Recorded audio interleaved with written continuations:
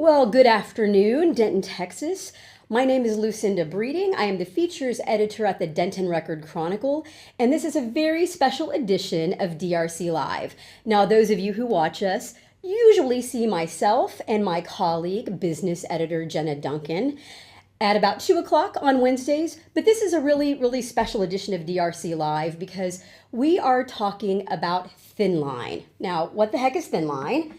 Thin Line is a 5-day documentary film, music, and photography festival here in Denton, Texas. And we're here today with some folks to talk about a specific documentary. I want to introduce the person here to my right. Have trouble with my right and left sometimes. This is Professor Neil Foote. And Professor Foote is currently a professor in multimedia storytelling, business journalism, media entrepreneurship, that's a prize area these days, and media management at the University of North Texas Mayborn School of Journalism. He's also the co-director of the very solid, very popular Mayborn Literary Nonfiction Conference, which has become quite a big deal for nonfiction writers and journalists across the region and beyond. Big deal. He's also a contributor to a textbook titled Race, Gender, Class, and Media, studying mass communication and multiculturalism. He's worked at the Miami Herald, the Washington Post, hats off to you, the Dallas Morning News, the BLO Corporation, the Tom Joyner Morning Show, and the American Society of Newspaper Editors. Welcome, Professor Foote. Thanks for having me. And here on the phone, we have Bob Seidman. Now, Bob Seidman's a novelist and screenwriter. He's written several well-reviewed novels, including One Smart Indian and Moments Captured, based on the work and life of the pioneering photographer. I'm going to mispronounce this, Bob. Is it Edward Muybridge? He made this name up. Okay. So it's Edward Muybridge. There you go. So, photographer. He's the guy who invented the first motion picture projector. Oh, hey. All right. In 2008, Billy Strayhorn, Lush Life, which Bob co-wrote with Rob Levi, won 3 of the most coveted awards for film: the Writers Guild for Best Written Documentary, a George Foster Peabody Award, and the Emmy for Best Documentary. Bob has written or co-written scripts on Samuel Beckett, Margaret Mead, Henry David Thoreau, American Art of the Post-War Era in Our Times in the PBS Channel 4 series Art of the Western World, and he co-wrote the Emmy-nominated A Life Apart, Hasidism in America. And today he is with us to talk about another documentary. The documentary is titled Joseph Pulitzer, Voice of the People. And this was directed by Oren Radovsky and narrated, now all you Star Wars fans better listen up, Adam Driver. So, great narrator. The documentary will screen next week during Thin Line. And the documentary first screens at 8:30 p.m. April 11th at the Alamo Drafthouse, Denton, and then again at 3:30 p.m. on Sunday, April 14th, at the Campus Theater in downtown Denton. So you have 2 chances to see this very thorough, beautifully shot, and wonderfully written documentary about Joseph Pulitzer. So welcome, Bob. Thank you so much for being here with us today. Thank you for that wonderful, lovely introduction, which is, I feel like I'm being patted on the back. Well, you have kind of a real sympathetic audience here. That's you know, right. we're journalism folks. So I wanted to start by asking you, why Joseph Pulitzer? What interested you in the sort of rags to riches story of this immigrant who went on to become an American media mogul? Well, I every once in a while, when I'm not working on a film, I look around for potential projects, and this struck me as remarkable that there hadn't been a really quality film about Joseph Pulitzer. And therefore, I thought, well, let me see if I can go through the usual hoops, which involve, among other things, writing a very detailed grant application to the National Endowment for the Humanities that funds most of the documentaries that get done in the United States. So I asked my old partner from the Hasidim film, Oren Radovsky, the director, if he would be interested. He said yes, so we wrote a grant proposal for NEH, and lo and behold, we got our development grant from the the National Endowment. And then we, a year later, put in for a production grant, and we got the big money. We won the brass ring, and we started to make the film. Excellent. You and director Oren Radovsky, you've carefully traced Joseph Pulitzer's journey as an immigrant to America. And I have to say, I should be embarrassed, but I didn't really know very much about Pulitzer. I just know the very prestigious award named for him. I really didn't know anything about his life or his career. I just knew he was this luminary in journalism. I didn't know that he came to the States from Hungary. And I also didn't know that when he got here, he volunteered for the Union Army during the Civil War. And Bob, I wanted to know how much you think his status as an outsider and an immigrant informed his life, both in business, but also in journalism.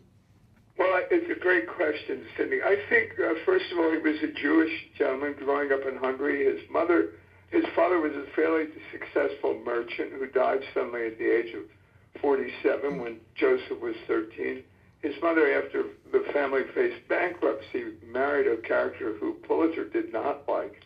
And I think he just wanted to get out of Dodge. They were living then in Pest, next to Buda.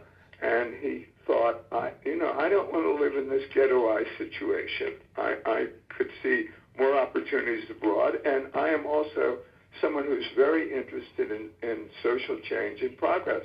And I think we've got a better shot for that going to the United States and fighting on the Union side in the Civil War. He arrived in 1864 and saw very little military action, but was extremely committed to the Union cause, and then ended up in St. Louis, where he got involved in journalism because he's a bright young man. St. Louis at the time was half German, and he started in German newspapers, and then one day he decided that it was time to have an English language newspaper. So he put together 2 failing newspapers, and within 3 years was the best-selling. That's the Post-Dispatch, which still exists and still does a wonderful job in journalism. In fact, they won a Pulitzer in 2015 for their photography reporting on Ferguson, Missouri. Oh, yes. That's right. That's right. Yeah. You know, something that really shocked me in the documentary was how in the 1800s, the line between politics and journalism, especially for publishers and editors, seemed incredibly porous. A previous editor that I worked for, he was a old school Dallas Morning News guy. His name is Scott Parks, an amazing editor, great newsman. You know, he always told us here in the newsroom, obviously you can't give any money to any political activity, any political candidates.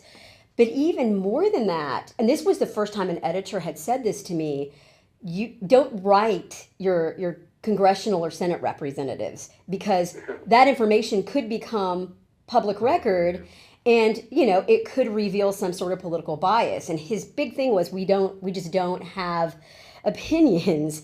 And so I was curious, how do you account, Bob, for this enormous shift from when in Pulitzer's day, politicians were publishers and publishers were politicians, to what we have today, where there's, at least in some cases, in a lot of cases, a culture in which you're not really supposed to make known any inkling of a political sort of orientation or bias. How do you account for that massive shift, Bob? One of my best friends who worked in the New York Times for years would never vote because he thought it might compromise himself. I think it's partly a mythological category, this notion of objectivity. That's my feeling. I've had arguments, pleasant arguments about it. In those days, many of the newspapers were actually called the Arizona Republican or the Missouri Democrat. So they had actual party affiliation. And one of the things Pulitzer did that was quite unique, actually, was make himself politically independent. He did this by being very, very clever about how he set up his advertising revenues by making his paper so visually attractive and so exciting, and offering a range of activities and columns for sports fans, women, children. They had enormous amounts of interest in getting the entire family, particularly in the New York City paper, to sit down with the Sunday paper, which was called the Sunday World, and it was about as thick as a telephone book. And you could have cutout toys, you could have sheet music, you could have dress patterns, you could have just about anything you needed or wanted to keep yourself entertained, not just for Sunday, but for Monday and Tuesday as well. So the political affiliation of Pulitzer paper was always independent. In fact, in New York City, he fought Tammany Hall, the Democratic machine, even though he was a Democrat by then. He fought them so hard that they managed to get him elected to Congress. They ran him as a candidate. He only stayed in Washington for 3 months because he really liked the action in New York, and came back and went after Tammany. One of the things that the documentary does exceedingly well is really, really chronicle what Joseph Pulitzer did with the newspaper The World in New York City. And Bob, I wonder if you could kind of encapsulate that for us. Tell us a little bit about how The World was performing as a newspaper before Joseph Pulitzer came to town, and then tell us a little bit about what he did with that newspaper and how he turned it into really something that became really indispensable for almost every enclave of New York City. Yes, exactly. The World that he bought from a guy he actually detested, who was called Jay Gould, was a big financial magnate. Pulitzer had really pilloried him in the St. Louis paper. He bought it from Gould for an enormously inflated price of $400,000. So he had to figure out a way very quickly to make money. The St. Louis paper was making some money for him, but he was in a deep hole. What happened was 10 days after he bought the New York World, the Brooklyn Bridge opened, and the city fathers, I don't believe there were any mothers involved. The city fathers levied a 1-cent pedestrian toll. And immediately, 10 days after he bought the paper, the World headline said, "Let the bridge be free. A penny is a workman's lunch. The working people of New York City have very few advantages. Let them have free air, free schools, and a free bridge." So immediately, everybody knew, who is this crazy guy who comes to town, right, who was talking for the people. And shortly after that, he started a crowd fundraising campaign to put a pedestal under the Statue of Liberty, which was sitting around in New York City Harbor in crates. He just had an incredible nose for what was important to his constituents. He made a paper that was very readable, simple prose, no foreign words, very direct syntax, and as many illustrations as you could possibly put into a paper, so that people who were semi-literate, not in their language, not in their native language necessarily, but in English, would be attracted to this paper. So that he did this repeatedly and endlessly. He also invested an enormous amount of money in the most up-to-date presses of the period, so that he could produce a paper up to 20,000 papers per hour for this enormously expanding audience. There also was, people were commuting to work, so what did you do? You could fold up a paper and wait nothing for virtually nothing, take it on the streetcar. He kept looking at ways to expand his audience. And then the other thing was advertising revenue, which is killing papers today. Yeah. His biggest advertising revenue came from the department stores, from Gimbels and Macy's and Wanamaker, and that was enormous amounts of money were pouring in to his newspaper in New York. What I think is kind of fascinating, Bob, is this discussion in today's media world of audience engagement, and what was Joseph Pulitzer doing at that period of time of figuring out what do his readers, what do they want to read about, what do they want to hear about, and that was this great kind of notion of balancing the political nature of the world in which we lived at that time, and this notion of, oh wow, my kids have some part of this newspaper. My wife, me as the husband, it's the kids, the family. It was a family product that was really catering to every parts of the household and the community, which I think is, a value that is is lost in so Yeah. much of what we see in newspapers today that is now beginning to come back in our conversations, Absolutely. right? Localism, community engagement, audience engagement, events, and these were this kind of nomenclature for Joseph Pulitzer, who said that's what a newspaper does. That's what it does. Yeah. Absolutely. And he also, Neil, was the only game in town. We didn't have competing radio. We didn't have competing television, obviously. So he could gather all these wonderful activities and possibilities into one large newspaper on a Sunday and every day. The other thing is he introduced things like the crossword. The crossword puzzle, we have to blame it on Pulitzer. If you mess that up in today's newsrooms or on the production line, you will get more response to a messed up crossword puzzle than a story about a scandal on the front page. I kid you not. I believe you will get more telephone calls from people who funny. sat down to do their crossword and couldn't do it than if one of their representatives stole a bunch of money. Right. No, that's a fundamental concept, which I think your documentary addresses, right? Is this guy who had this really knack of understanding what people wanted and was very blatant about it, right, Bob? He made no bones about saying, look, I know what my role is, and that's to stir it up. Yeah. Ethnicity played a huge part in this in the 1780s, 90s, and early the 20th century. Hundreds of thousands and millions of immigrants were coming to the United States. So what do?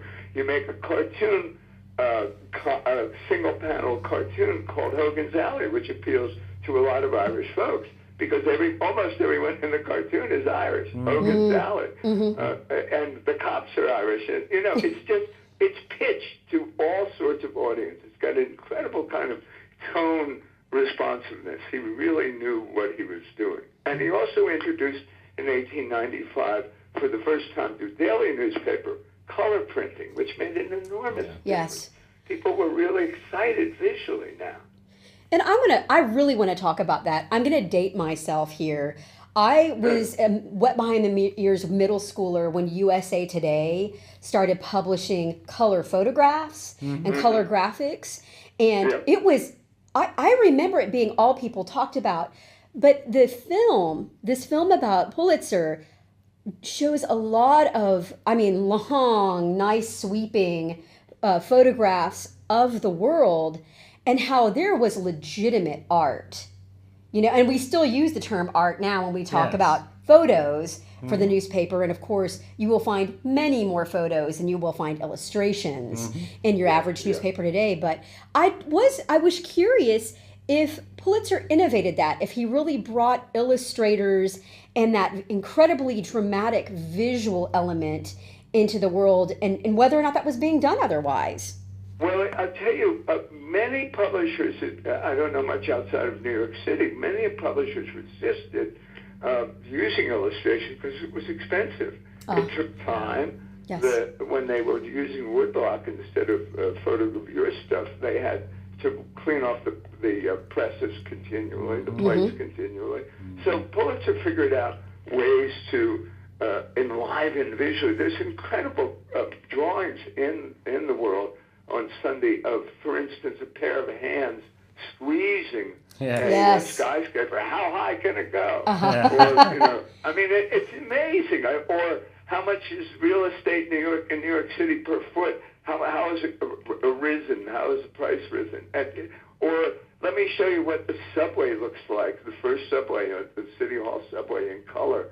It's just an enormous amount of attention to what excites the eye. And also, remember, most people would be walking along the street passing one of the thousands of newsstands that decorated New York City. And Pulitzer had the paper folded so you would see the top of the first page with its color piece of color come on, basically. Plus the ads are extraordinary too. They're really beautifully graphic thing. Photographs were harder to reproduce. They didn't figure that out until a little later. Right. He started using photographs too. And his ability, or the illustration's ability, to really augment like tone, character, and even atmosphere for the crime reporting was really remarkable. You know, you have to exercise a lot of caution in photographing crime scenes now. I mean, it's like taste issues are very present. The head would not appear in a barrel, and in one barrel, and the hands would not appear in another barrel. That's what they would do. They loved exciting their reader. Yeah. They loved the idea of an ongoing story, which we all do, of course, love. So they, you know, for instance, Nellie Bly, one of the great early female reporters, was sent around the world. And could she be the fictional record of Jules Verne? Nellie Bly got her job by faking her way into the lunatic asylum. I love that story. Acting the part and convincing a jury of doctors that she was nuts. And of course she was perfectly sane, but there she was, sneaking into this horrible hellhole and reporting on it 10 days later when they got her out. There was so many angles that you could shape with Joseph Pulitzer. I'm curious in those conversations as you all were trying to map out this rich content.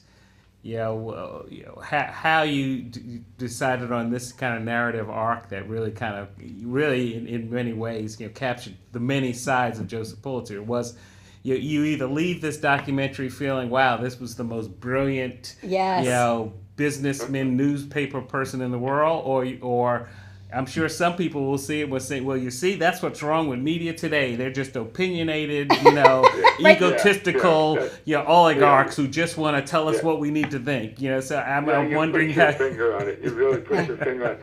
I hope that most people leave feeling that they've learned a lot about the way our mass newspaper started. He really was the originator of the first mass selling newspaper, and also of the first national newspaper. Because by then transportation was good enough to get that newspaper to California within 24 hours at least. Anyhow, how did we ever do that?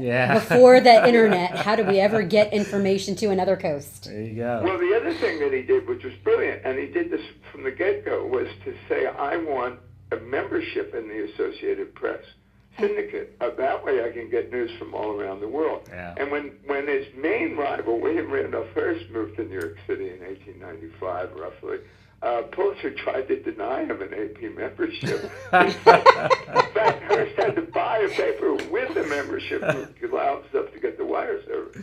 So it was really a wild time. There's one other thing that we haven't mentioned, that really is very important, I think, in my mind anyhow, which is that before Pulitzer and Hearst got involved in the competition to sell newspapers during the Spanish-American War in 1898, 3 years before, in 1895, Pulitzer single-handedly stopped the potential war between Britain and the United States over an absolutely useless piece of real estate in Venezuela, of all places. Pulitzer said, this shouldn't happen.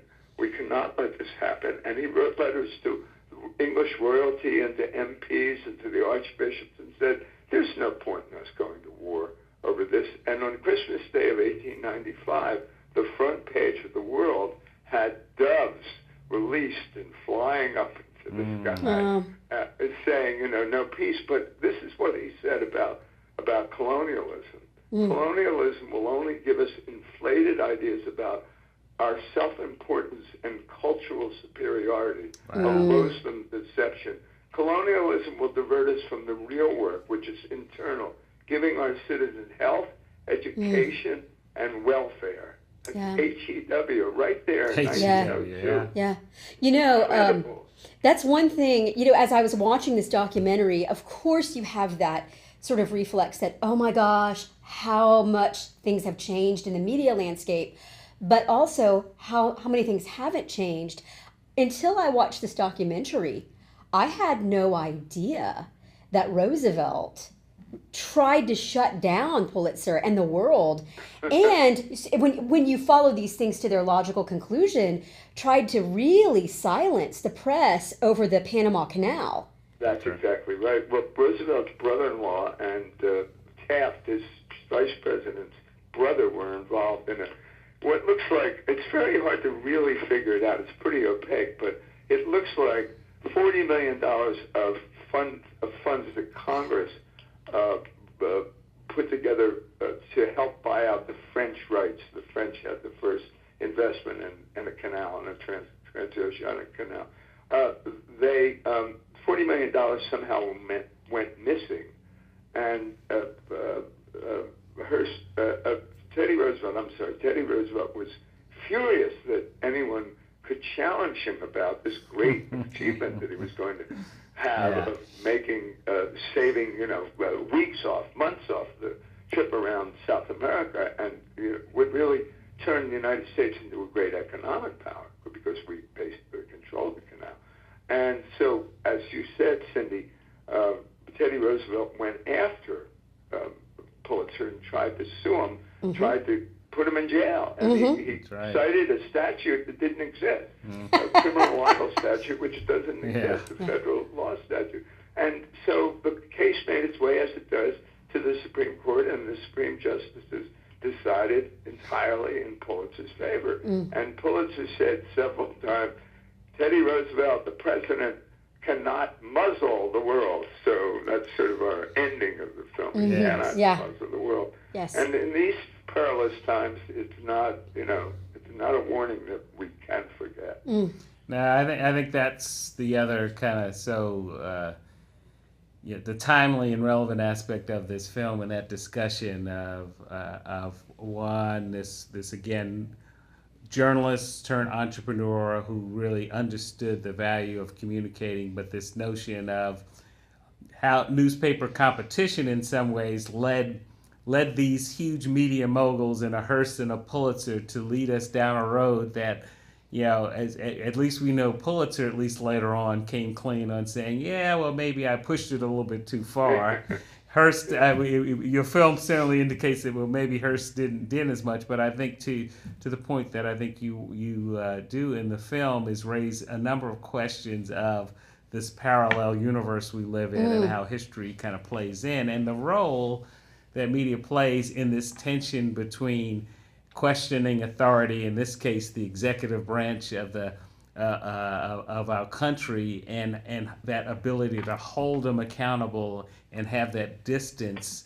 And I'm wondering, how important that conversation was to you all in making this film, and making sure that came clear of how this is so relevant today. Yeah, Neil, absolutely. We started because we were worried about newspapers and the future of print journalism in the United States, and that worry is not entirely allayed, of course. No. Newspapers are looking desperately, especially the local newspapers, for new business models. We got more excited when we realized how important immigration was to Pulitzer and his championing of the immigrant at a time when we have a real problem with the government's attitude toward it. And you guys in Texas are close to the issue. Just a little bit. Just a little bit. So, and then this business of a chief executive saying that the press is an enemy of the people, not at all. They are defenders of the people. They are there to look and see if anybody's up to any bad shenanigans. That's their job, and that's what those people get paid for every day, to go out and find out who's trying to do something, who's trying to take away our tax money, who's letting a friend get a contract because he or she is rich.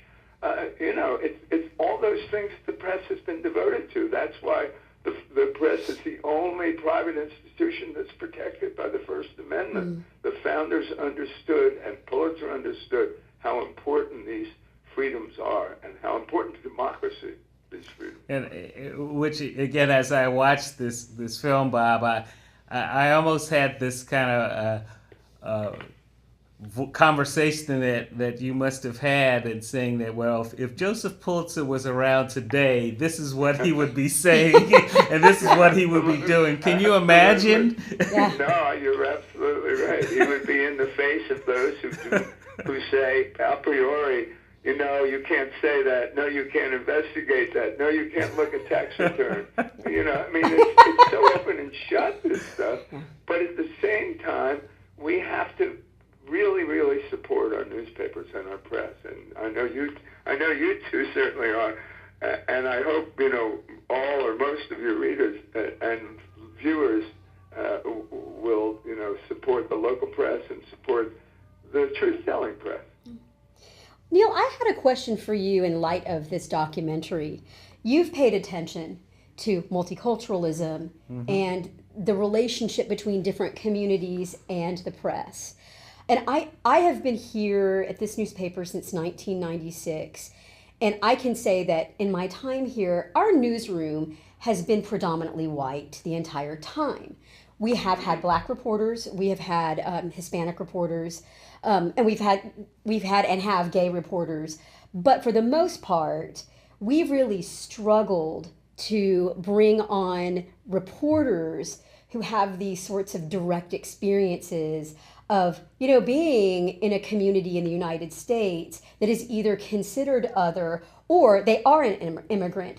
So when you saw this film, did you see anything that you might be able to apply in your classroom or maybe even to our newsroom about, because, Pulitzer wanted his reporters to get out from their chairs and go out into New York, into the working class neighborhoods where English was not the first language.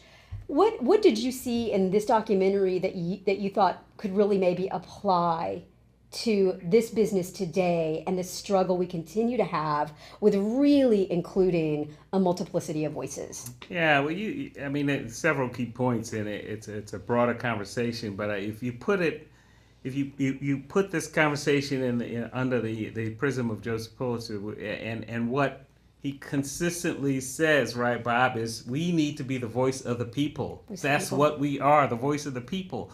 And I can tell you over the years that I've been in this business, I worked for 4 years for the American Society of Newspaper Editors as Minority Affairs Director, and my goal was to increase diversity in newsrooms. A long way to go. And some of the conversations I would have is I'd get this pushback of editors saying, well, Neil, come on now. What do we have to worry about? We can't find folks like you.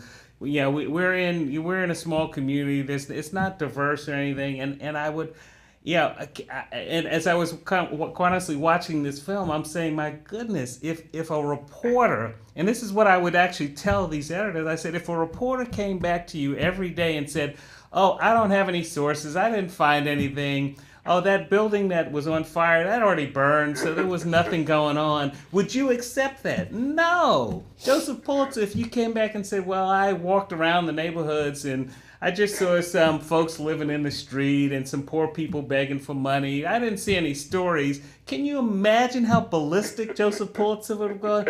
So the same thing is, for me, is for editors, publishers, news directors, to say that, if we want to be voices of the people and reflect our communities, get out of the car and drive to a zip code you've never been before. And I can tell you there are probably 25 stories there that people would want to read in the entire community. That's one part of it.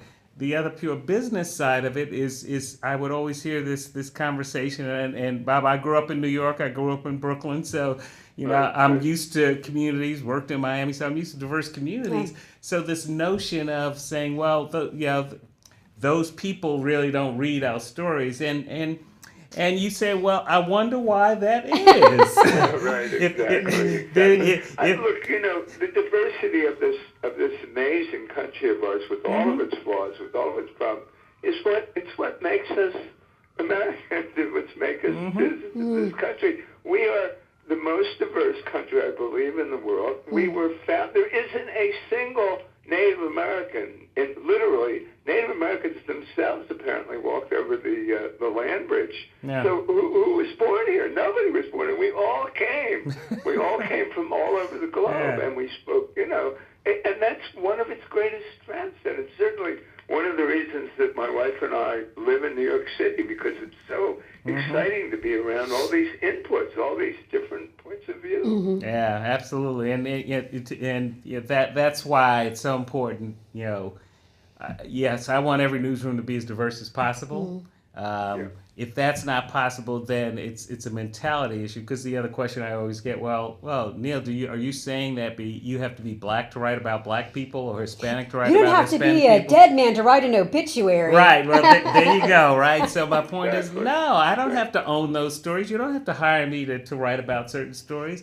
But if you understand the importance of your role in the community as a tool to communicate, is share stories, both balancing the good and the bad. There's no one saying that, no, you shouldn't cover crime in certain communities. That exists everywhere. But why are you just writing about crime in certain communities and all the great things that are happening with business people and teachers and community leaders that are... Pulitzer loved to dig into that stuff. Yes. I mean, he made more enemies among rich people. After all, he was enormously rich when he died. Mm-hmm. He made more enemies among rich people because he was not afraid to say, millionaires are part of the problem. You know, we have to figure out ways to keep in check people who have too much money. The Gilded Age was the beginning of maybe the most radical income disparities in American history.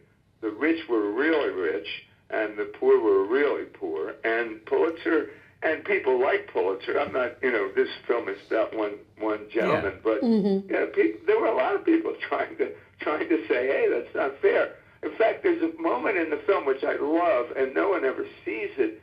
It's just a regular old front page, not a very heavily illustrated front page. But on the left, in the left column, first column on the left, it says Sherman, and it's about the Sherman Antitrust Act. It's the first thing, whenever I see it, I get very excited, thinking here was a moment in which the government finally said, enough is enough. You rich people have enough money. It's time to put some brakes on how much greed you can have. It's time to say to a monopoly, I'm sorry you can't control all the gas prices all across the United States. It's a wonderful moment, and it goes by very quickly, maybe too quickly. I sort of want to freeze that frame for a while. But I also want to freeze the frame that says in 1902, Pulitzer's great quote about fake news. He said it in 1902. Yes. Fake news. We should blow that up to be a billboard, I guess. Pulitzer was very prescient in a lot of ways. Yes. He really, and I often, as I watched the documentary, I found myself wondering, was he as prescient as he was because of just raw intelligence, or was it because he arrived in the States as an immigrant who had to learn English and who, frankly, was very poor? I mean, he knew poverty, and then, through just this combination of curiosity and ambition, and I think a lot of risk-taking, became an extraordinarily wealthy man. Yes. But never seemed to lose his suspicion of wealthy folks. Never seemed to lose that suspicion. Yeah. No, it's very impressive. I think he's one of those people who never forgot where he came from, and I think it's really important for all of us to remember that, and even, not to get overinflated. One of the things he said, and we do use it in the film, money is the great power of today. Men sell their souls for it. Women sell their bodies for it. Imagine that in 1890. Others worship it. It is the growing dark cloud to our free institutions. It is the natural enemy of democracy. 1879. I mean, cool. A long time before hotly contested things like Citizens United and recent tax reform bill. I mean, so long before all of this happened, was saying, those things are still echoing, I think, in the halls of power still, but also in the press, which I think is seen right now as being very antagonistic. It's amazing how relevant this film seems to us, the filmmakers. It really seems like our timing is somehow, it gets enhanced virtually every day. So we're very lucky in a way. Bob, one thing I wanted to touch on that actually kind of shocked me and alarmed me a little bit, and watching the film, not only did that incredible newspaper building end up torn down, But at one point, I guess I don't think he was a librarian, but one of your sources really found that, I guess, one of the last remaining editions of the world Oh, yes. was being auctioned off. Can you say more about that? What was that? Yeah, and was it about to be lost? Yeah, wonderful man and wife, his wife. He's called Nicholson Baker. That's Yes, his name. Nicholas He's a Baker. great writer. And his wife's name is Margaret Brentano. They're lovely people. Nick feels very strongly about, and has felt very strongly about, print and the importance of keeping newspapers intact. So he and his wife saw something in a paper somewhere about the sale of several American newspapers, one Chicago paper, maybe a Cincinnati paper, and most importantly for us, for a 14-year run of Pulitzer's New York World, the World. And they saw it was going up for auction at the British Museum Library in England, and they decided they'd bid on it. So they they mortgaged their house, they asked them Oh my gosh. for money, Wow. they went on a kind of crowdfunding thing, they bid, and they raised, I think, over $100,000, and they won the bid, and then they had many tons of newspapers, so they brought them over on a ship, and they had, I don't know, 7 or 8 semis, bring them to a warehouse in southern Maine where we filmed, or maybe it was in New Hampshire, actually, it was right across the border. And then Nick went on another tour around the country asking big libraries if they'd be interested in keeping these newspapers for them. And fortunately, Duke University in Durham said, yeah, as a matter of fact, we have a newspaper library. It's called the American Newspaper, the American Newspaper Repository, excuse me. And we filmed down there. It's like 50 feet of stacks of incredible temperature-controlled, humidity-controlled. It's gorgeous, and they were wonderful. Nick Baker goes through the papers in the film. If you guys will go out and see the film, you'll see Nick. And we managed to persuade these very nice people in the library, in the rare books and manuscript library, that he wouldn't wear white gloves when he was going through the paper. So, he's actually doing it with his fingers. And our cameraman, Wolfgang Held, had a great time. He did a great job. Yeah. He the whoever did the photography for this, what was his name? Wolfgang what? Wolfgang Held, H-E-L-D. Yeah. Wonderful guy. One of the mysteries to me about documentary filmmaking that relies on lots of archival stuff is, how in the world do you make all that so interesting? But this documentary really is a feast for the eyes. If you like color and movement, and if you're a sucker for historical photography, you are going to love this documentary. Yeah, well, I mean, the other fun part of it is, along with Adam Driver, is the voice of Mr. Pulitzer, right? Lee Schreiber, yeah. Who, again, if you saw the movie Spotlight, you know what role he played as. We were hoping so much that Liev would do it, and he was very gracious. He's a lovely guy. And I'll tell you a funny thing about the recording session. He said to Aren and I, do you want me to do it in English, or do you want me to do it in Hungarian?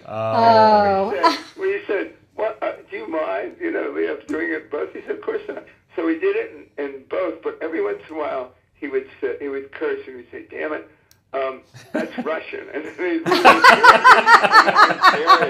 it was so cool. Oh, wow. What a brilliant. And I just ran into him the other day with his dog on the street and said hello.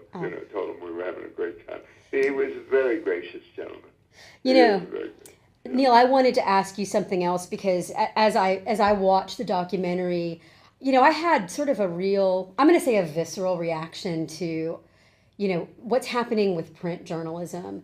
On one hand, all is not lost. Even here at this, community newspaper, we are growing very slowly our electronic subscriptions. But, we're losing this paper. We're losing this tangible thing. And as you, Neil, watched the documentary and you were really seeing what came to life on paper, and you think about your own role as an educator for these 21st century journalists who are probably largely working for digital means, what did you see on paper that you think, you know what, you can translate this to something ephemeral like a website. Yeah. What did you see? Well, I mean, several thoughts, right? I'm a dyed-on-the-wool newspaper guy who, yes, delivered the New York Times and New York Daily News to several neighbors in my neighborhood. That was my daily chore, and particularly on the weekends. So to me, the over breakfast, that was the family thing Yes. of reading the newspaper. And so that's the nostalgic side of what I think this movie kind of really reinforces of how important that was. The importance that Pulitzer said, well, this is a commuter population now. Yes. We need something for them to read. And so as we fast forward right through this time, we're in this disruptive time. I'm concerned about, sure, the loss of the newspaper print, Yes. of course, but I think my soapbox on this is that and I think if Joseph Pulitzer was around and says, look, okay, I can't afford to put this on print, but the role and the purpose we serve, actually, can you imagine, Bob, him knowing that he had social media at his platform, that he could on an instant basis share this information? One of my mentors and late boss, Burl Osborne, who was old Associated Press, former publisher of the Morning News, an old AP guy. He at first didn't really believe the internet was it until I told him, and a team of us convinced him that you could actually get news out faster than the AP. Wow. And that's the one thing that he kind of really, if I break something, I can push that out immediately. Absolutely, right? So the notion is for my generation, and I consider myself preparing the current and future generation of storytellers, is the biggest thing that I have to get them excited about is, another fundamental Pulitzer concept is telling stories. Get out, ask questions, be curious. Everyone has a story to tell, and you only know that story is unless you talk to them, unless you ask a question, and you'll never know that if you think that's not that you feel like that's not a role. And to my old school friends and that are mourning the loss of this physical asset, I'm right with you. Yeah. But we also have to realize, well, how do we empower this enlightened generation who's more informed? There's, maybe it's not the way that we were informed, but they're more informed by more devices, more tools, in more real time, in a more global fashion. Yeah. Again, Joseph Pulitzer didn't know what was going on halfway around the world until months later, right? Now our kids know that. So that to me is an empowering opportunity for us at the micro community level. Is that if we can figure out how to empower our small teams of reporters and hopefully get the communities involved in our newspapers and making them feel that we want them to be part of this storytelling, and get the communities to realize they can't live without us. Yeah. Then we have that's a victory. And I think I would say about this movie is one of those things that kind of helps tell that message of why newspapers, whatever form they are, fundamentally are critical to what we do in this world. Absolutely. Well, I had a very moving experience at the Annapolis Film Festival last weekend. Oh my! I didn't get it. It's so weird. I really missed it. So Red Smith's son, Terry, was there, and a lovely guy from Berkeley, John Pilgrim, was there, and we were on a panel. And I have never seen such an attentive audience. There were 362 people on this audience, and they were from the get-go really, really alert. They laughed at the line that Liev delivers about Pulitzer saying he did not want to walk. He did not want to walk in the Civil War. He wanted to ride a horse, and that's very early. That was funny. Everybody laughed. I thought, what? 200 plus people must have laughed at that line. And as the writer, I was very happy. I was kind of patting myself on the back. But as soon as Terry started to speak, I realized that the local paper was the Capital Gazette. And last June, some bad man walked into the Capital Gazette newsroom and shot 5 people dead.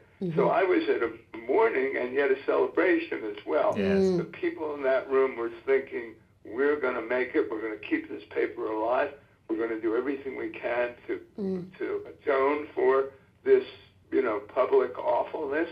And I was deeply, deeply moved by this, Neil and Cindy. I just thought, it's lucky to be there, and we were lucky to make a film that spoke to this.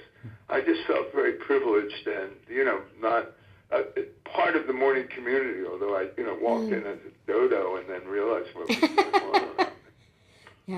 Yeah. I wanted to kind of sort of wrap us up a little bit by kind of... Go on for days. I know. Oh my gosh, yeah. No, this is... as far as I know, most of our staff is actually going to go to the first screening. We're planning a group outing and a press club meeting afterwards, which is just going to a bar and drinking. Well, but I thought that's what the press club is. There you go, right. And the president buys the first round. But I thought what would be kind of cool is if the three of us could kind of reflect on what about after watching this documentary. What about this man sort of is animate in us today? And I will say this, I'll get us started. Watching this documentary and knowing next to nothing about Pulitzer, it reached that sort of calloused part in me that says, in spite of all your pet prejudices and, the weariness that, the online comments and the distrust that people have, get up out of that chair, get your notebook, get your phone, which has the recorder on it, get out into the community and ask questions. And when you do that, prepare to have some of your expectations upset. And when your expectations are upset, you've got the beginnings of a story. And this documentary reached that spot in me again, which has kind of gotten a little bit calloused over. So what about you, Neil?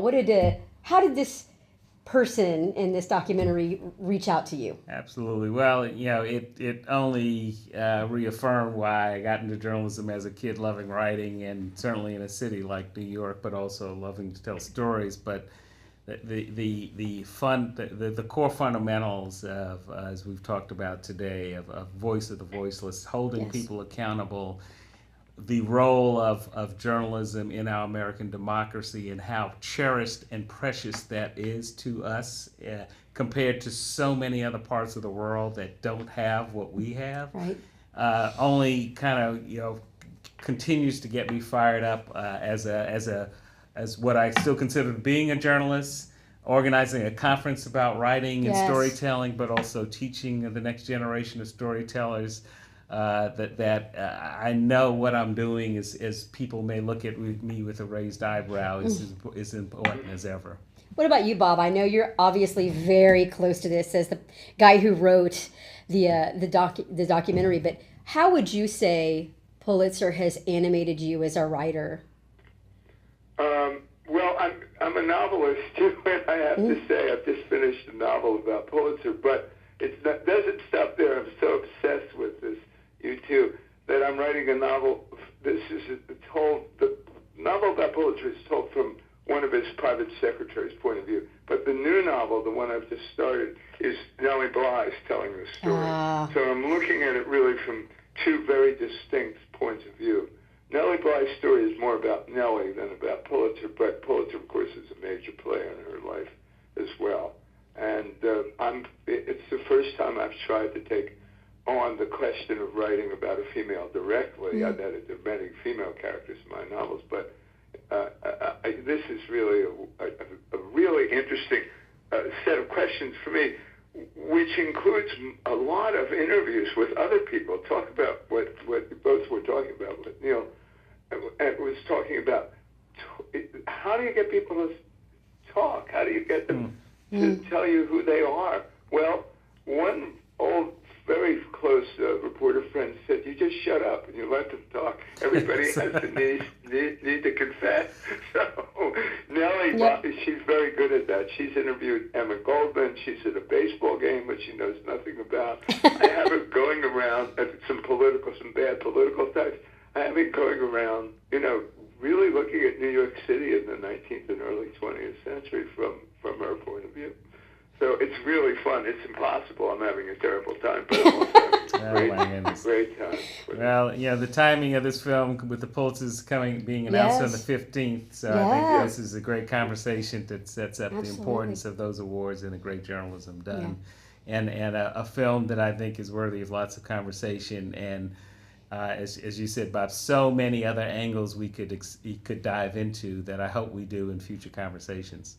Well, I certainly do hope we do when I arrive in your lovely town. So I'll be along shortly. And that's a wonderful. And oh, sorry, Cindy. The other thing is that the Pulitzer film will be broadcast after the festival on April 12th, Friday, April 12th at 9 p.m. Eastern Daylight Times. I don't know what time in Texas. Do you know what channel it's going to be on? 9 p.m. Eastern, April. Friday, April 12th. And what channel? Be in your local PBS station. PBS, okay. Yes. Yeah. And which is a wonderful cue to help. I need to remind everybody, Joseph Pulitzer, Voice of the People, this documentary, it's 84 minutes. It screens 8:30 p.m. April 11th at Alamo Drafthouse, Denton, which is a wonderful place to see a movie. And they have beverages and a full menu. And then again, the second screening, our encore screening, is at 3:30 p.m. on Sunday, April 14th at the Campus Theater, and that's located at